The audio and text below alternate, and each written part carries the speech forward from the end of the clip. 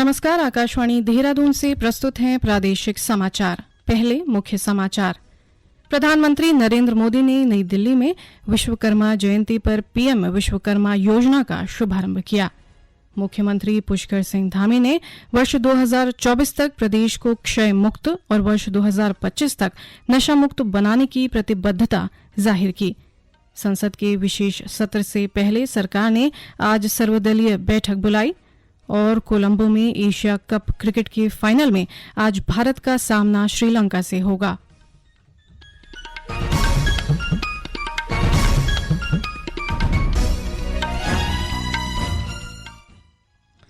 दोपहर समाचारों के साथ मैं व्याख्या चंदोला। अब समाचार विस्तार से। प्रधानमंत्री नरेंद्र मोदी ने आज विश्वकर्मा जयंती के अवसर पर नई दिल्ली के international convention and expo centre Yashobhoomi में पीएम विश्वकर्मा योजना का शुभारंभ किया। इस योजना का उद्देश्य न केवल देश भर के ग्रामीण तथा शहरी क्षेत्रों के कारीगरों और शिल्पकारों को आर्थिक रूप से समर्थन देना है, बल्कि स्थानीय उत्पादों, कला और शिल्प के माध्यम से सदियों पुरानी परंपरा, संस्कृति तथा विविध विरासत को जीवित और समृद्ध रखना भी है। पीएम विश्वकर्मा योजना में 18 पारंपरिक शिल्प कलाओं को शामिल किया गया है। मुख्यमंत्री पुष्कर सिंह धामी ने विश्वकर्मा जयंती के अवसर पर प्रदेशवासियों को बधाई और शुभकामनाएं दी हैं। विश्वकर्मा जयंती पर जारी अपने संदेश में मुख्यमंत्री ने कहा कि ये पर्व प्रदेश के विकास में महत्वपूर्ण योगदान देने वाले उद्यमियों, शिल्पियों और श्रमवीरों को सम्मानित करने का भी अवसर है। श्री धामी ने विश्वकर्मा जयंती के अवसर पर प्रदेशवासियों से राज्य की उन्नति में योगदान देने का आह्वान किया है। मुख्यमंत्री पुष्कर सिंह धामी ने कहा है कि उत्तराखंड को वर्ष 2024 तक क्षय मुक्त और वर्ष 2025 तक नशा मुक्त बनाना राज्य सरकार का संकल्प है। वे देहरादून में आयोजित एक कार्यक्रम में बोल रहे थे। श्री धामी ने कहा कि उत्तराखंड को देश के अग्रणी राज्यों में शामिल करने के लिए राज्य सरकार लगातार काम कर रही है और सरकार का लक्ष्य अगले 5 सालों में प्रदेश की जीडीपी और निवेश को दोगुना करना है। मुख्यमंत्री ने कहा कि राज्य में पर्यटकों और श्रद्धालुओं की सुविधा के लिए सभी स्थलों पर नवाचार के माध्यम से सुविधाओं का विकास किया जा रहा है। उन्होंने बताया कि जल्द ही केदारनाथ और हेमकुंड साहिब के लिए रोपवे का निर्माण हो जाएगा।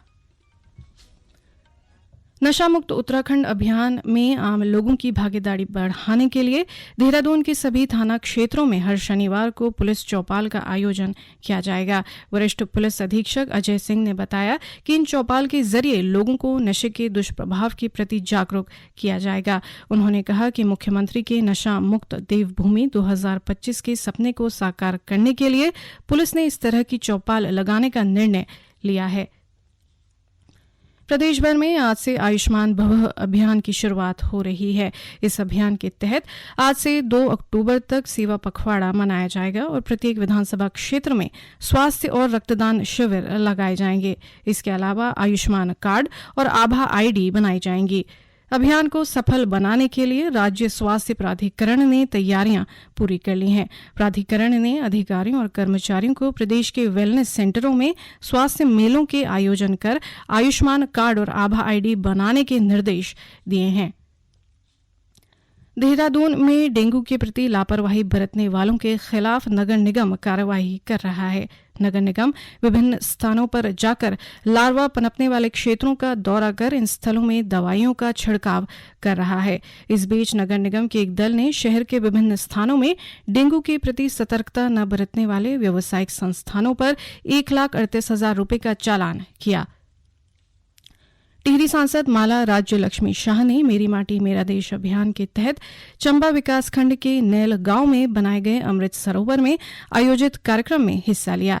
इस अवसर पर उन्होंने ग्रामीण महिलाओं द्वारा अपने अपने घर से लाई मिट्टी और चावल को लेकर सभी लोगों को पंचप्रण की शपथ दिलाई।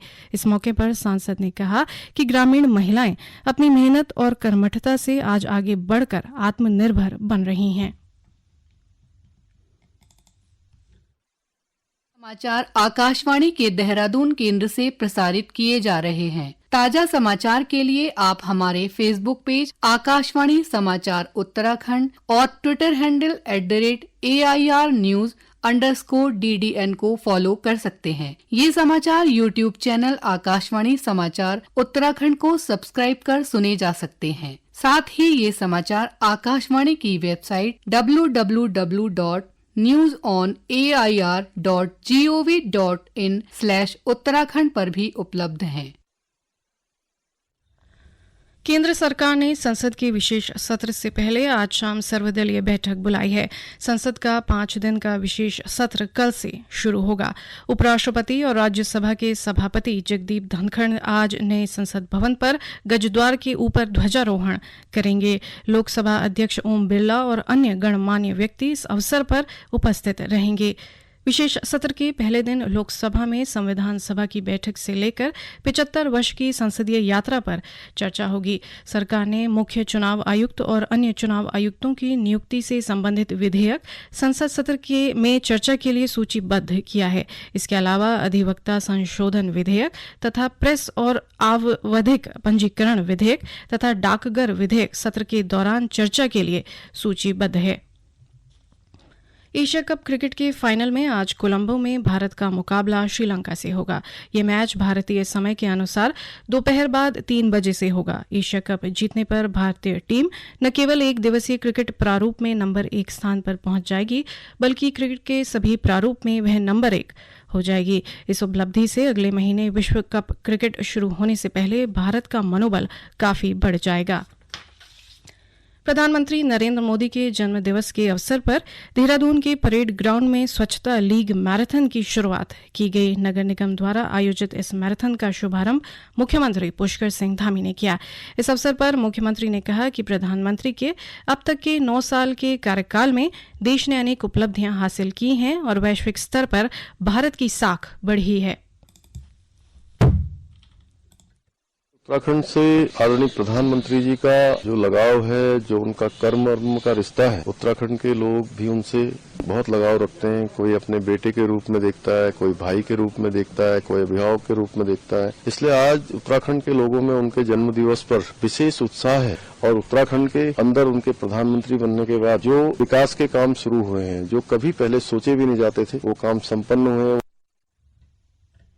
श्रम बोर्ड की ओर से कामगार श्रमिकों के बच्चों को गुणवत्तापूर्ण शिक्षा देने के लिए 2 मोबाइल लर्निंग स्कूल बसों की व्यवस्था की गई है। निर्माण श्रमिकों के बच्चों, आश्रितों और स्कूल ड्रॉप आउट बच्चों को निर्माण श्रमिकों के कार्यस्थल एवं निवास स्थल पर ही मोबाइल वैन के माध्यम से हिंदी माध्यम में शिक्षा दी जाएगी। गौरतलब है कि समग्र शिक्षा अभियान के अंतर्गत मोबाइल लर्निंग स्कूल के संचालन के लिए देहरादून में 1,38,000 और हल्द्वानी में 40,000 से अधिक श्रमिक पंजीकृत हैं। टिहरी सांसद माला राज्य लक्ष्मी शाह ने अधिकारियों को केंद्र सरकार की संचालित योजनाओं का लाभ अंतिम व्यक्ति तक पहुंचाने के निर्देश दिए हैं। टिहरी जिला विकास समन्वय और निगरानी समिति की बैठक में उन्होंने प्रधानमंत्री फसल बीमा योजना के अंतर्गत किसानों को लाभान्वित करने के लिए टिहरी जिले को देश भर में मध्यम श्रेणी राज्य में दूसरा स्थान प्राप्त होने पर बधाई दी। उन्होंने जिले के विकास में सभी विभागों को आपसी समन्वय से बेहतर काम करने की जरूरत पर जोर दिया। राज्य के अधिकांश हिस्सों में आज बादल छाए हुए हैं। प्रदेश के पर्वतीय क्षेत्रों में हल्की से मध्यम बारिश होने की सूचना है। पहाड़ी अंचल में पिछले 3 दिनों से रुक रुक कर हो रही बारिश से तापमान में उल्लेखनीय कमी दर्ज की गई है। इस बीच मौसम विभाग ने अगले 5 दिनों में राज्य के अनेक हिस्सों में हल्की से मध्यम बारिश और कहीं कहीं गरज के साथ तेज वर्षा होने का अनुमान भी व्यक्त किया है। अंत में मुख्य समाचार एक बार फिर।